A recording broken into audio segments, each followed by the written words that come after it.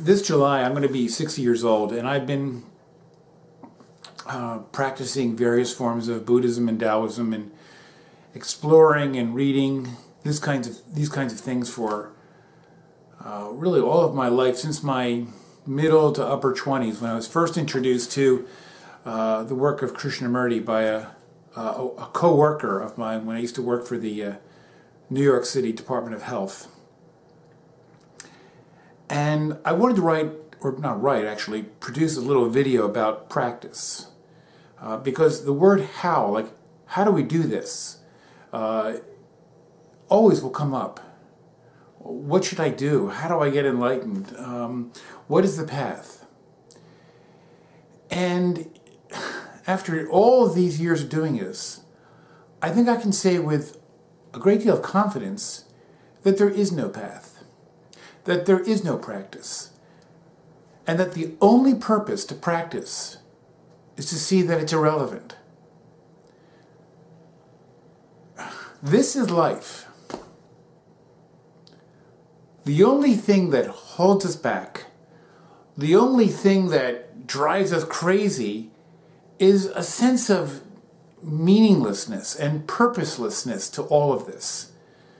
You know, we live in a world of crass commercialism. We live in a world where plants and animals are going extinct at rates that equal previous geologic extinctions. We live in a world dominated by corrupt corporations and the politicians they own. We live in a world of frequent war and violence and need and want and fear.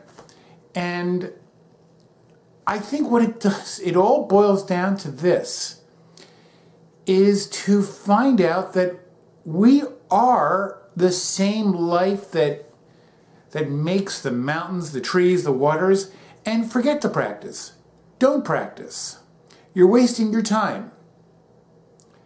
Instead, if you feel that life is meaningless, then do something meaningful. If you feel that life is corrupt, maybe you want to talk about that corruption. Maybe you want to politically organize. If you feel that your life has no purpose, then do something that feels purposeful. Do something that expresses yourself. Because, you know, could you imagine if you could understand the language of birds and there was one bird saying, I don't know what this is all about. I don't know what to do. What do I do? What should I do? Should I just sit here and die? And of course not. We would say, be a bird. Do what birds do. I'm not a bird, so I really don't know. I'm a human. I know what humans do. And I know that humans spin in circles because they always feel that they're not enough, that I lack, I need something, I'm not complete, I need a relationship to complete me, I need kindness to complete me, I need love to complete me. You don't need any of that stuff. If that stuff comes in your life, hey, that's good. But whatever comes in your life can also leave your life. So, you know, if you want to be kind, be kind. And that's what I think what Gandhi said, be the message that you want to see in the world. And that's not practice, that's living. So stop practicing and start living. What would that be like for you right now? Don't think like a month from now, a week from now, starting now. Because the now will never come back. It's lost forever. So it's either now or it's never. And if we're always projecting, well, tomorrow I'll start, tomorrow I'll get rid of these purposeless, lack-filled thoughts that are messing up my life and making me feel terrible. And when you feel terrible, often you make the people around you feel terrible. And you're just not the person you want to be. So start being the person you want to be. And start now. It couldn't be simpler. And don't think of it as practice. Don't think of it as becoming enlightened. Don't think of it as anything but what it is.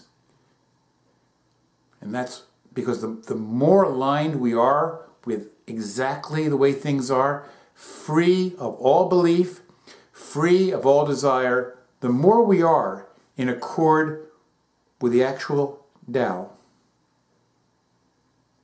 And that is what is meant to live your life in accord with the Tao. Thank you.